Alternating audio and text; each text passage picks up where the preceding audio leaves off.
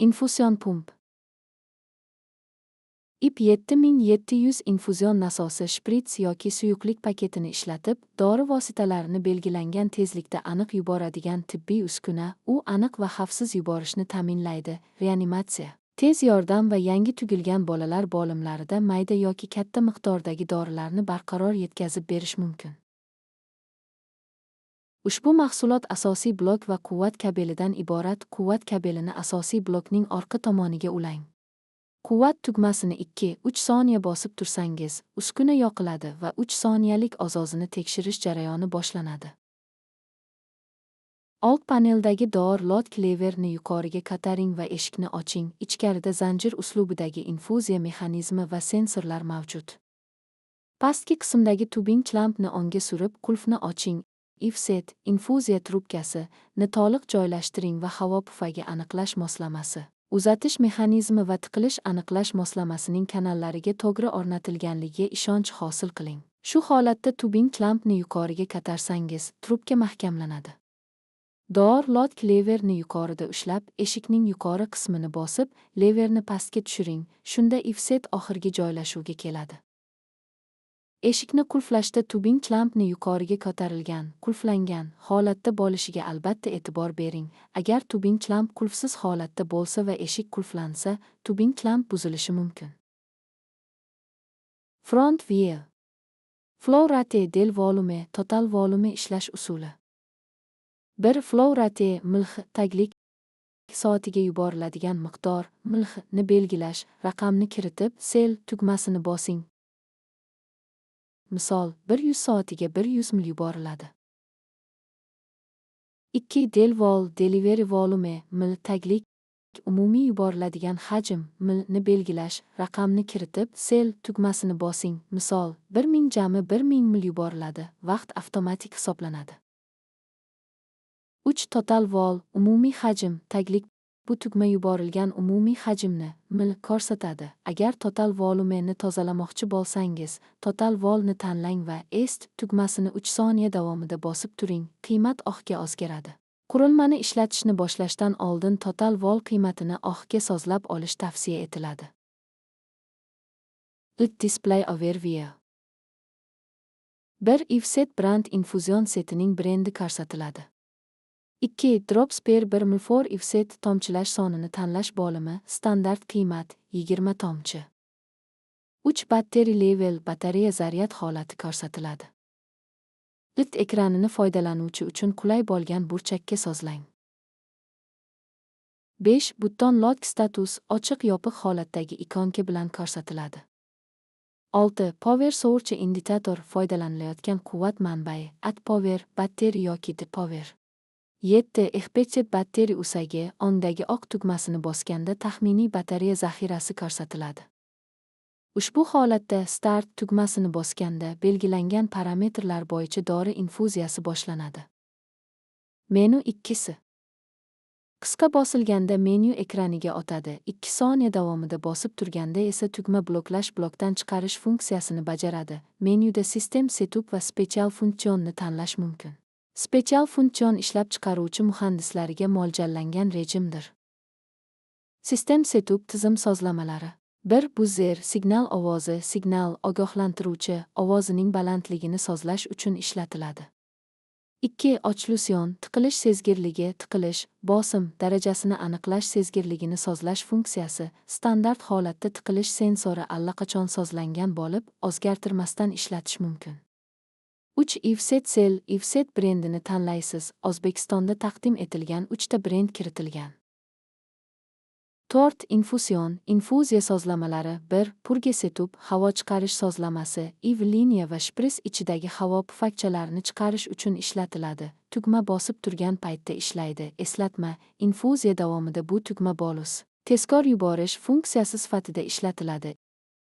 2. Bolus Setup bolus sozlamasi ma'lum miqdordagi suyuqlikni tezroq yuborish uchun vaqtinchalik oqim tezligini oshirish imkonini beradi. Bolus Set menyusi 2 rejimdan iborat. Bolus Flow Rate oqim tezligini sozlash rejimi. Bolus Volume yuboriladigan hajmni sozlash rejimi.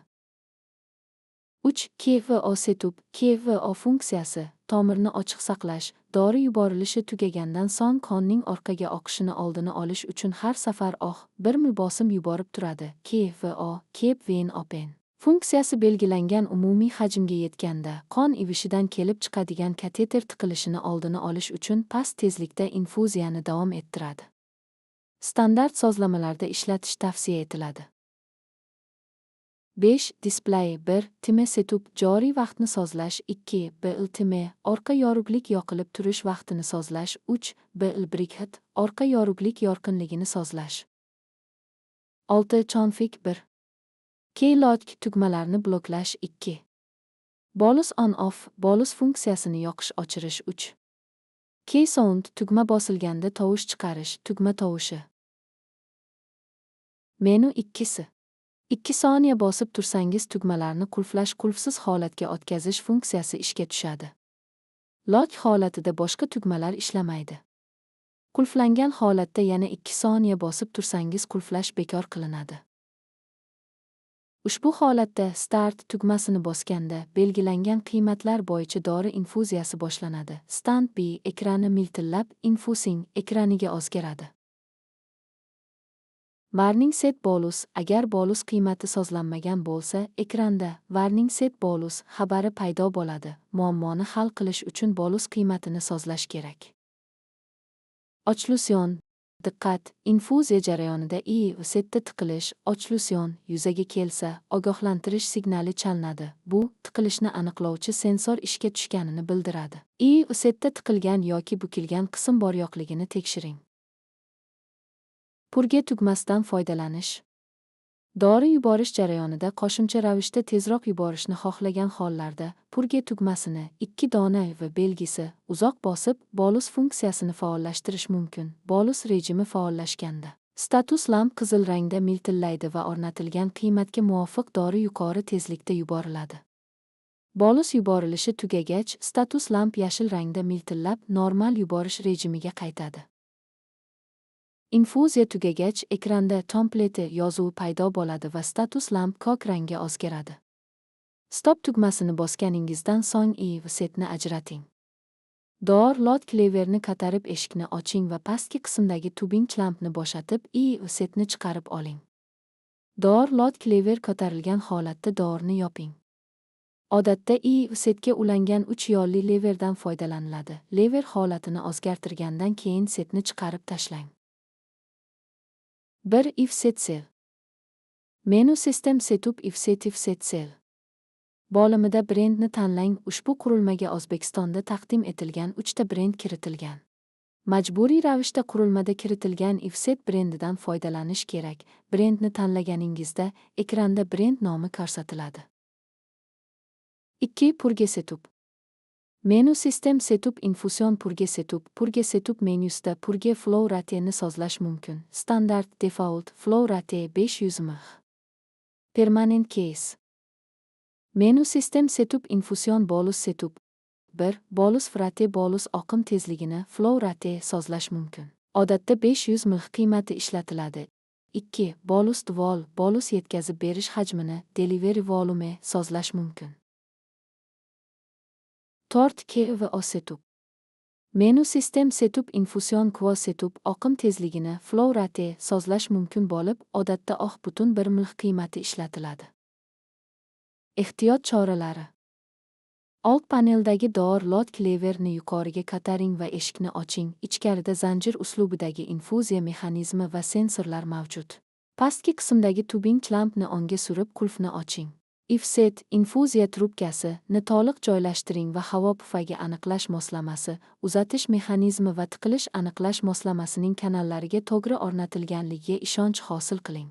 Shu holatda tubing lampni yuqoriga ko'tarsangiz, trubka mahkamlanadi. Door load cleaverni yuqorida ushlab, eshikning yuqori qismini bosib, leverni pastga tushiring. Shunda ifset oxirgi joylashuvga keladi. Qo'l bilan ishlatiladigan sizib chiqish tekshiruvchisi vent valvini mahkamlang. Qo'l bilan ishlatiladigan sizib chiqish tekshiruvchisini bosing. 30 kipaga bosim o'rnating. Bosim tushishi sizib chiqishni bildiradi.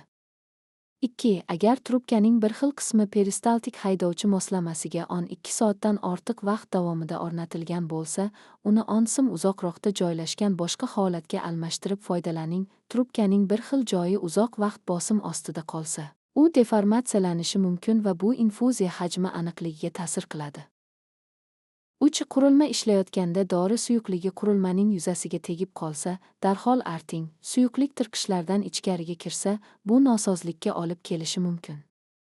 4. Air havo signali chiqqanda stop tugmasini bosing va purge tugmasini bosib turib, havo butunlay chiqib ketgunicha ushlab turing. Havo chiqarilgach, start tugmasini bosib infuziyani qayta boshlang. Agar signal davom etsa, yana stop purge ketma-ketligini takrorlang.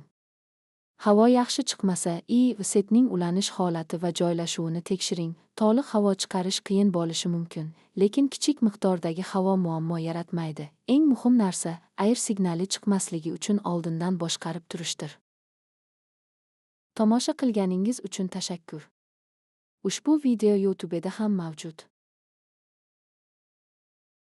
Medline Medical